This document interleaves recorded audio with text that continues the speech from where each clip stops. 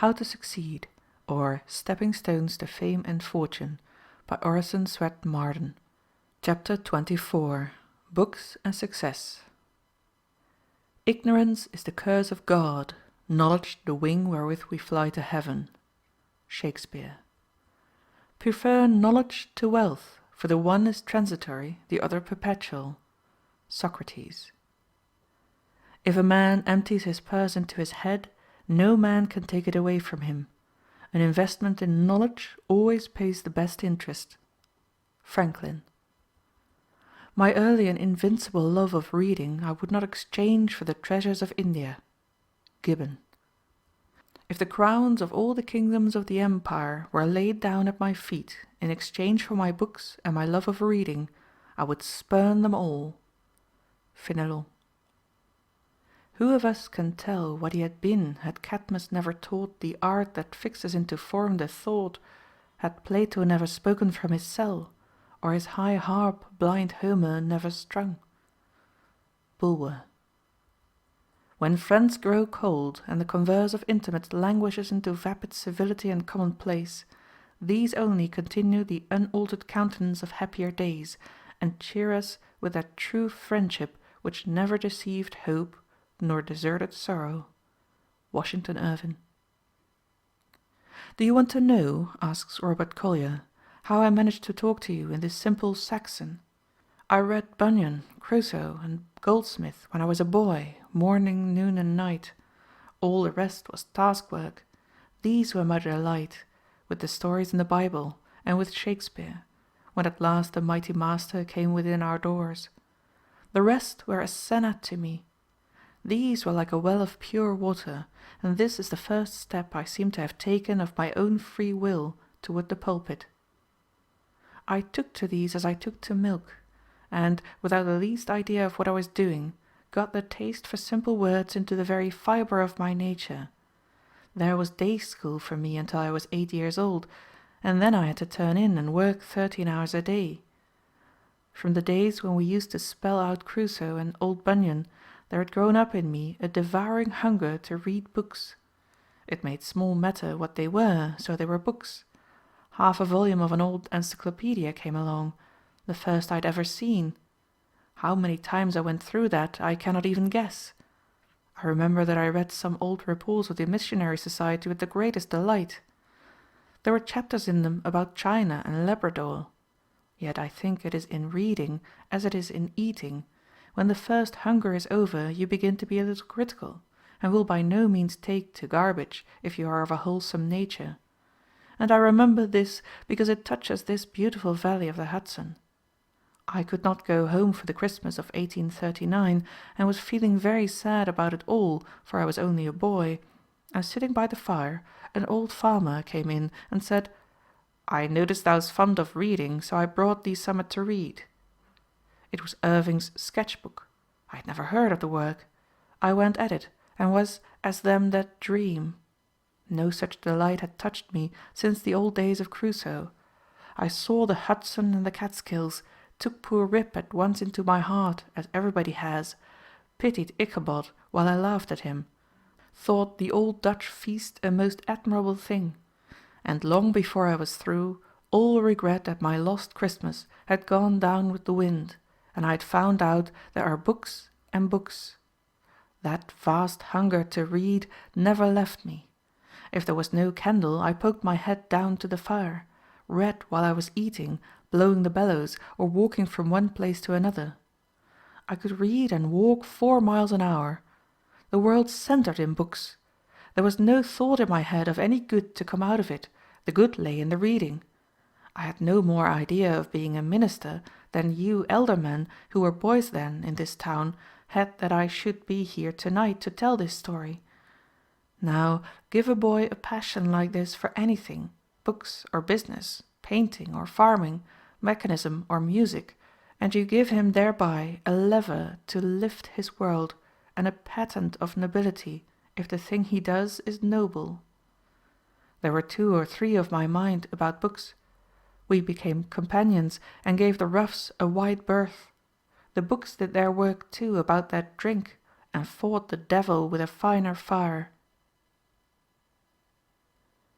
In education, says Herbert Spencer, the process of self-development should be encouraged to the fullest extent. Children should be led to make their own investigations and to draw their own inferences. They should be told as little as possible, and induced to discover as much as possible. Humanity has progressed solely by self-instruction, and that to achieve the best results each mind must progress somewhat after the same fashion is continually proved by the marked success of self-made men. "My books," said Thomas Hood, "kept me from the ring, the dog-pit, the tavern, and the saloon. The associate of Pope and Addison, the mind accustomed to the noble though silent discourse of Shakespeare and Milton, will hardly seek or put up with low or evil company or slaves." "When I get a little money," said Erasmus, "I buy books, and if any is left, I buy food and clothes." "Hundreds of books read once," says Robertson, "have passed as completely from us as if we had never read them; whereas the discipline of mind got by writing down, not copying, an abstract of a book which is worth the trouble, fixes it on the mind for years, and, besides, enables one to read other books with more attention and more profit." "This habit of reading, I make bold to tell you," says Trollope, "is your path to the greatest, the purest, and the most perfect pleasures that God has prepared for His creatures. Other pleasures may be more ecstatic, but the habit of reading is the only enjoyment I know in which there is no alloy." The Bible was begun in the desert in Arabia ages before Homer sang and flourished in Asia Minor. Millions of books have since gone into oblivion. Empires have risen and fallen. Revolutions have swept over and changed the earth. It has always been subject to criticism and obloquy. Mighty men have sought its overthrow. Works of Greek poets who catered to men's depraved tastes have, in spite of everything, perished. The Bible is a book of religion, and can be tried by no other standard. "Read Plutarch," said Emerson, "and the world is a proud place, peopled with men of positive quality, with heroes and demigods standing around us, who will not let us sleep." "There is no business, no avocation whatever," says Wittenbach, "which will not permit a man who has an inclination to give a little time every day to the studies of his youth." "All the sport in the park," said Lady Jane Grey, "is but a shadow of that pleasure I find in Plato." "In the lap of eternity," said Heinsius, "among so many divine souls, I take my seat with so lofty a spirit and such sweet content, that I pity all the great ones and rich men that have not this happiness." "Death itself divides not the wise," says Bulwer. "Thou meetest Plato when thine eyes moisten over the Phaedo. May Homer live with all men forever." "When a man reads," says President Porter, "he should put himself into the most intimate intercourse with his author, so that all his energies of apprehension, judgment, and feeling may be occupied with, and aroused by, what his author furnishes, whatever it may be. If repetition or review will aid him in this, as it often will, let him not disdain or neglect frequent reviews. If the use of the pen, in brief or full notes, in catchwords or other symbols, will aid him, let him not shrink from the drudgery of the pen and the commonplace book."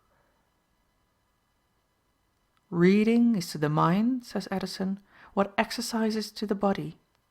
As by the one health is preserved, strengthened, and invigorated, by the other virtue, which is the health of the mind, is kept alive, cherished, and confirmed."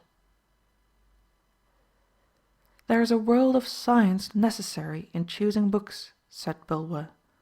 "I have known some people in great sorrow fly to a novel, or the last light book in fashion. One might as well take a rose draught for the plague. Light reading does not do when the heart is really heavy. I am told that Goethe, when he lost his son, took to study a science that was new to him. Ah, Goethe was a physician who knew what he was about. "When I served, when a young man, in India," said a distinguished English soldier and diplomatist, "when it was the turning point in my life, when it was a mere chance whether I should become a mere card-playing, hookah-smoking lounger, I was fortunately quartered for 2 years in the neighbourhood of an excellent library, which was made accessible to me. Books, says E. P. Whipple, are lighthouses erected in the great sea of time.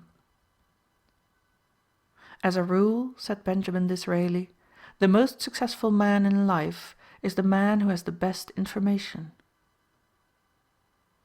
You get into society in the widest sense, says Geikie, in a great library, with the huge advantage of needing no introductions and not dreading repulses. From that great crowd you can choose what companions you please, for in the silent levees of the immortals there is no pride, but the highest is at the service of the lowest, with a grand humility. You may speak freely with any without a thought of your inferiority, for books are perfectly well bred and hurt no one's feelings by any discriminations. Sir William Waller observed, "In my study I am sure to converse with none but wise men, but abroad it is impossible for me to avoid the society of fools." It is the glorious prerogative of the empire of knowledge, says Webster, that what it gains it never loses. On the contrary, it increases by the multiple of its own power. All its ends become means, all its attainments help to new conquests. At this hour, 500 years since their creation, says De Quincey, the tales of Chaucer, never equaled on this earth for their tenderness and for life of picturesqueness, are read familiarly by many in the charming language of their natal day, and by others in the modernization of Dryden, of Pope, and Wordsworth. At this hour, 1,800 years since their creation, the pagan tales of Ovid, never equaled on this earth for the gaiety of their movement and the capricious graces of their narrative, are read by all Christendom. There is no past so long as books shall live, says Lytton. No wonder Cicero said that he would part with all he was worth so he might live and die among his books, says Geikie. No wonder Petrarch was among them to the last, and was found dead in their company. It seems natural that Bede should have died dictating, and that Leibnitz should have died with a book in his hand, and Lord Clarendon at his desk. Buckle's last words, "My poor book," tell a passion that forgot death, and it seemed only a fitting farewell when the tears stole down the manly cheeks of Scott as they wheeled him into his library when he had come back to Abbotsford to die. Southey, white-haired, a living shadow, sitting stroking and kissing the books he could no longer open or read, is altogether pathetic. No entertainment is so cheap as reading, says Mary Wortley Montagu, nor any pleasure so lasting.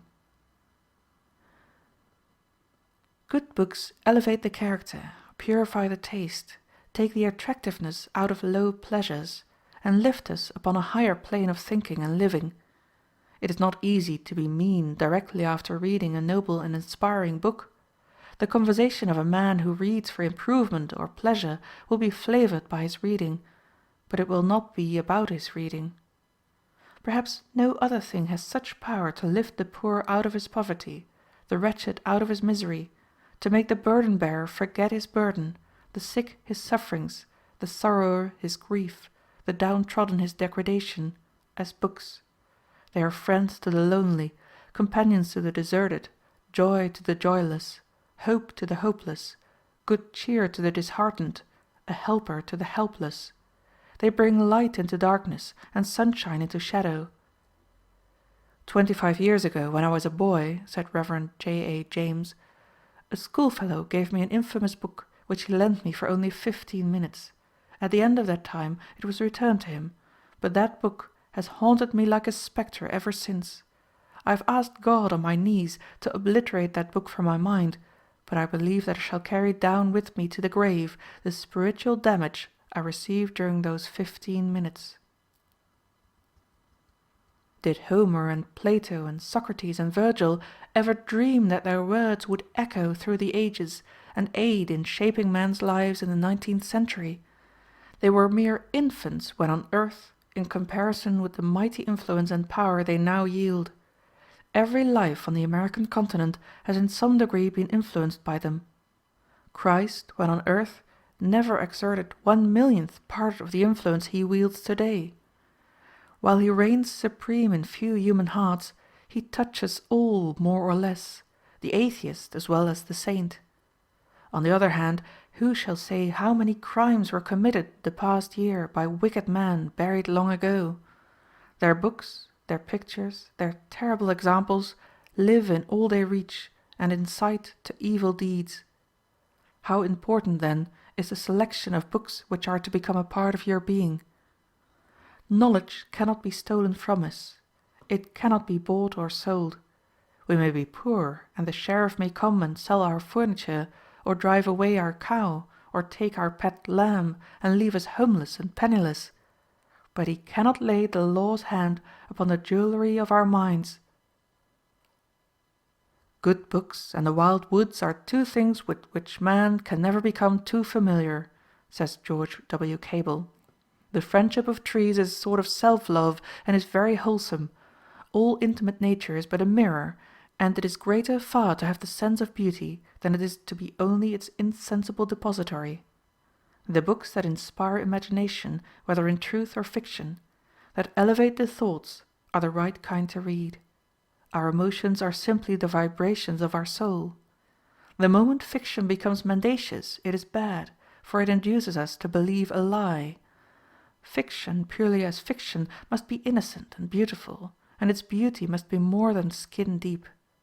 Every field of art is a playground, and we are extra pleased when the artist makes that field a gymnasium also. Cotton Mather's Essay to do Good, read by the boy Franklin, influenced the latter's whole life. He advised everybody to read with a pen in hand and to make notes of all they read. James T. Fields visited Jesse Pomeroy, the boy murderer, in jail. Pomeroy told him he had been a great reader of blood and thunder stories, that he'd read 60 dime novels about scalping and other blood performances, and he thought there was no doubt that these books had put the horrible thoughts into his mind which led to his murderous acts. Many a boy has gone to sea and become a rover for life under the influence of Marryat's novels. Abbott's Life of Napoleon, read at the age of 7 years, sent one boy whom I knew to the army before he was 14. Many a man has committed crime from the leavening, multiplying influence of a bad book read when a boy.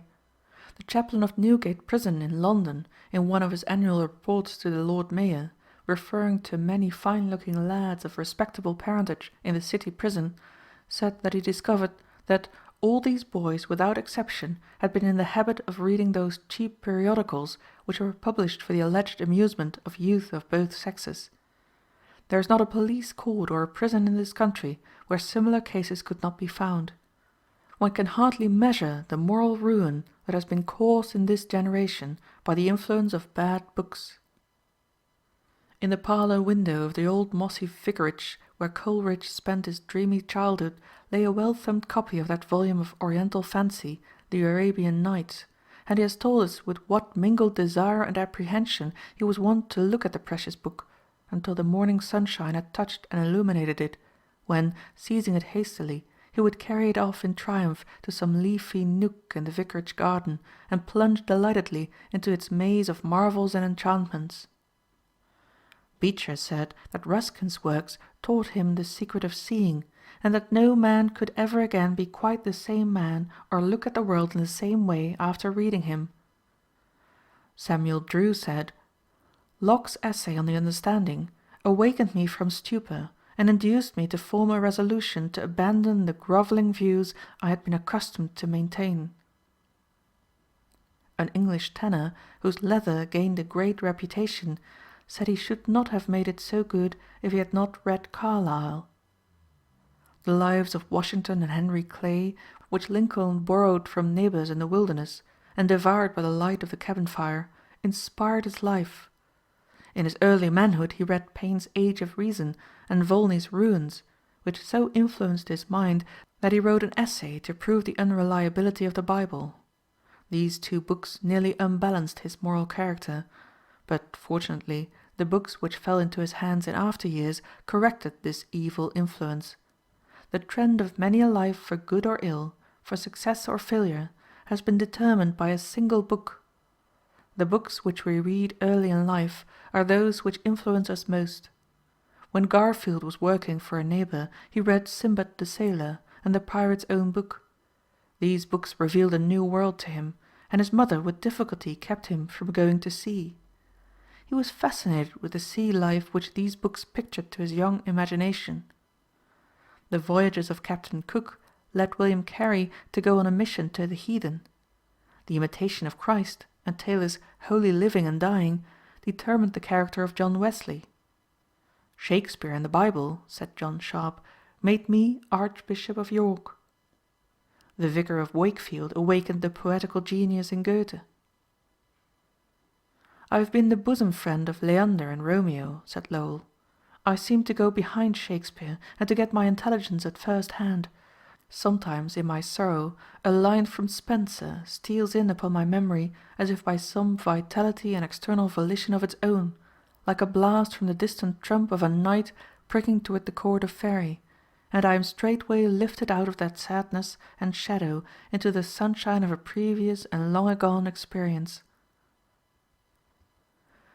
Who gets more enjoyment out of eating, asks Amos R. Wells, the pampered millionaire whose tongue is the wearied host of myriads of sugary, creamy, spicy guests, or the little daughter of the laborer, trotting about all the morning with helpful steps, who has come a long 2 miles with her father's dinner to eat it with him from a tin pail? And who gets the more pleasure out of reading, the satiated fiction glutton, her brain crammed with disordered fragments of countless scenes of adventure, love, and tragedy, impatient of the same old situations, the familiar characters, the stale plots? She, or the girl who is fired with a love for history, say, who wants to know all about the grand old, queer old Socrates, and then about his friends, and then about the times in which he lived, and then about the way in which they all lived, then about the Socratic legacy to the ages? Why will that girl ever be done with the feast? Can you not see, looking down on her joy with a blessing, the very lord of the banquet, who has ordered all history and ordained that the truth he fashions shall be stranger always than the fiction man contrives? Take the word of a man who has made full trial of both. Solid reading is as much more interesting and attractive than frivolous reading, as solid living is more recreative than frivolous living. I solemnly declare, said Sydney Smith, that but for the love of knowledge I should consider the life of the meanest hedger and ditcher as preferable to that of the greatest and richest man in existence, for the fire of our minds is like the fires which the Persians burn in the mountains. It flames night and day, and is immortal, and not to be quenched. Upon something it must act and feed, upon the pure spirit of knowledge, or upon the foul dregs of polluting passions.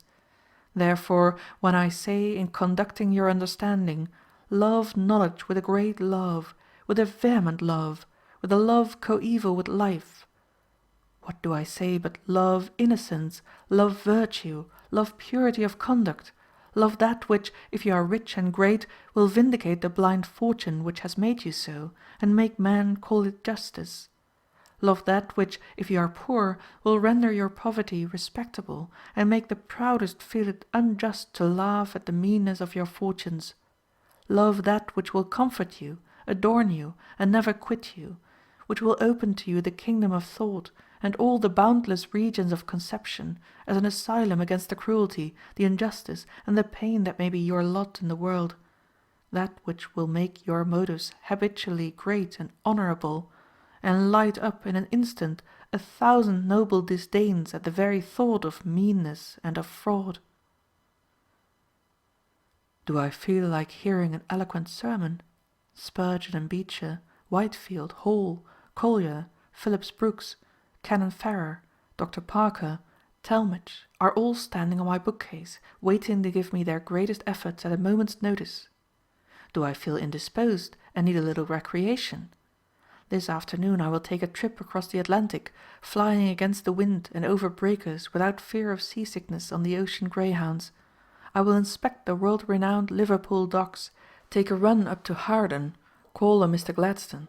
Fly over to London and take a run through the British Museum and see the wonderful collection from all nations. Go through the National Art Gallery, through the Houses of Parliament, visit Windsor Castle and Buckingham Palace, call upon Queen Victoria, the Prince of Wales. Take a run through the Lake region and call upon the great writers, visit Oxford and Cambridge, cross the English Channel, stop at Rouen, where Joan of Arc was burned to death by the English. Take a flying trip to Paris, visit the tomb of Napoleon, the Louvre Gallery. Take a peep at one of the greatest pieces of sculpture in existence, the Venus de Milo, which a rich and ignorant person offered to buy if they would give him a fresh one. Take a glance at some of the greatest paintings in existence along the miles of galleries. Take a peep into the Grand Opera House, the grandest in the world, to make room for which 427 buildings were demolished. Promenade through the Champs-Élysées, pass under the triumphal arch of Napoleon, take a run out to Versailles and inspect the famous palace of Louis XIV, upon which he spent perhaps $100 million. Do I desire to hear eloquent speeches? Through my books I can enter the Parliament and listen to the thrilling oratory of Disraeli, of Gladstone, of Bright, of O'Connor. They will admit me to the floor of the Senate, where I can hear the matchless oratory of a Webster, of a Clay, of a Calhoun, of a Sumner, of Everett, of Wilson. They will pass me into the Roman Forum, where I can hear Cicero, or the rostrums of Greece, where I may listen spellbound to the magic oratory of a Demosthenes. No matter how poor I am, says Channing, no matter though the prosperous of my own time will not enter my obscure dwelling, if the sacred writers will enter and take up their abode under my roof, if Milton will cross my threshold to sing to me of paradise, and Shakespeare to open to me the worlds of imagination and the workings of the human heart, and Franklin to enrich me with his practical wisdom, I shall not pine for the want of intellectual companionship, and I may become a cultivated man, though excluded from what is called the best society in the place where I live. With the dead there is no rivalry, says Macaulay. In the dead there is no change. Plato is never sullen. Cervantes is never petulant. Demosthenes never comes unseasonably. Dante never stays too long. No difference of political opinion can alienate Cicero. No heresy can excite the horror of Bossuet. Heed not the idle assertion that literary pursuits will disqualify you for the active business of life, says Alexander H. Everett. Reject it as a mere imagination, inconsistent with principle, unsupported by experience. The habit of reading may become morbid. There is a novel-reading disease. There are people who are almost as much tied to their novels as an intemperate man is tied to his bottle. The more of these novels they read, the weaker their minds become. They remember nothing, they read for the stimulus. Their reasoning powers become weaker and weaker, their memory more treacherous. The mind is ruined for healthy intellectual food. They have no taste for history or biography or anything but cheap, trashy, sensational novels. The passive reception of other men's thoughts is not education. Beware of intellectual dram drinking and intellectual dissipation. It is emasculating. Beware of the book which does not make you determined to go and do something and be something in the world. The great difference between the American graduate and the graduates from the English universities is that the latter have not read many books superficially, but a few books well. The American graduate has a smattering of many books, but has not become master of any. The same is largely true of readers in general. They want to know a little of everything. They want to read all the latest publications, good, bad, and indifferent, if it is only new. As a rule, our people want light reading, something to read that will take up the attention, kill time on the railroad or at home. As a rule, English people read more substantial books, older books, books which have established their right to exist. They are not so eager for recent publications. Joseph Cook advises youth to always make notes of their reading. Mr. Cook uses the margins of his books for his notes, and marks all of his own books very freely, so that every volume in his library becomes a notebook. He advises all young men and young women to keep commonplace books. We cannot too heartily recommend this habit of taking notes. It is a great aid to memory, and it helps wonderfully to locate or to find for future use what we have read. It helps to assimilate and make our own whatever we read. The habit of taking notes of lectures and sermons is an excellent one. One of the greatest aids to education is the habit of writing out an analysis or a skeleton of a book or article after we've read it, also of a sermon or a lecture. This habit has made many a strong, vigorous thinker and writer. In this connection we cannot too strongly recommend the habit of saving clippings from our readings wherever possible of everything which would be likely to assist us in the future. These scrapbooks, indexed, often become of untold advantage, especially if in the line of our work. Much of what we call genius in great men comes from these notebooks and scrapbooks.